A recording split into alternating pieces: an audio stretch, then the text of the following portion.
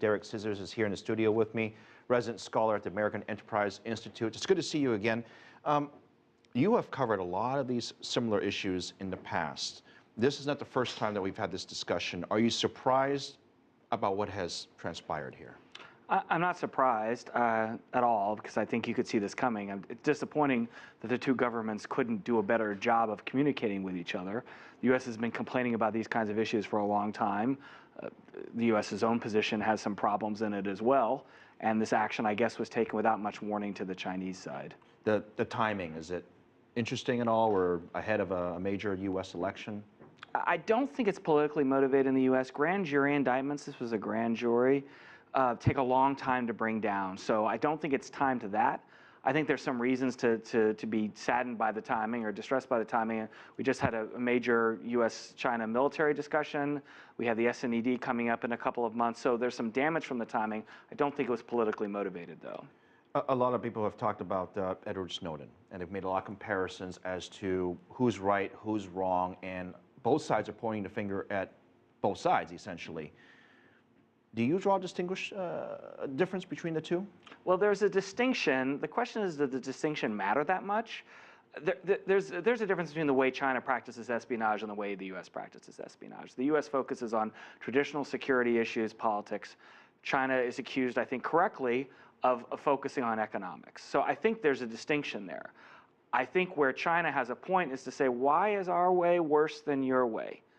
Yes, they're different. Who says that the way you practice espionage, and it's very pervasive, as we've learned from Mr. Snowden, is worse than or better than the way we practice espionage? So the distinction is not something that necessarily favors the U.S. The military officers, the pictures, it's all become a very public display, right? What do you think the U.S. wants? What's their stance here? Is it to embarrass the Chinese? Is it to just say, hey, please stop this? I hope this is the first step in a more constructive discussion. I hope that the U.S. is frustrated. I understand why the U.S. side would be frustrated.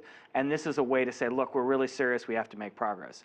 I'm worried that it's a stunt or something on the cheap where, oh, look, we'll indict these people and now you'll change all your behavior. This is a much more complicated, difficult issue, very important to China, very important to the United States. This has to be the start of something constructive. If it's just a one-off, it doesn't make very much sense on the American side. I'm sure everyone realizes how big and important the relationship is between the U.S. and China. And this is not a small relationship. This is probably one of the biggest in the world in terms of impact to the global economy. Ambassador Baucus held a promotion in Beijing trying to attract Chinese investors. And you can imagine there's some skepticism there when the ambassador says, don't worry about CFIUS, don't worry about coming to America, don't worry about investing in America. Should the Chinese be perhaps a little more circumspect, or in another word, skeptical? I think both sides have to consider the cyber dispute as a risk to business. It would be better if it wasn't. It was better if it was confined. It was better if it was well handled by the two governments. But I don't think that you can guarantee that. So I think if you're an American firm considering investment in China or a Chinese firm considering investment in the U.S., there are lots of advantages to that, but there also are risks. And this is one of them. If I were a Chinese firm, I'd say the risk of investing in the U.S. has just gone up. The Chinese ambassador to the United States made some very serious comments, essentially blasting these allegations. So the words have gotten more tense, and that's quite obvious. Do you think that that will have a longer-term impact, and sort of what's the end game in all this? The end game here, this is potentially a very serious issue because cyber espionage touches security and it also touches economics. So it can reach into the whole relationship. It's also serious because both sides have severe weaknesses in their public statements where, you know, as you said at the beginning, they both point at each other because they don't want anyone looking at them. You look too hard at each side, they look bad. So look at the other side. The end game here either has to be that we need some sort of very difficult compromise where the U.S.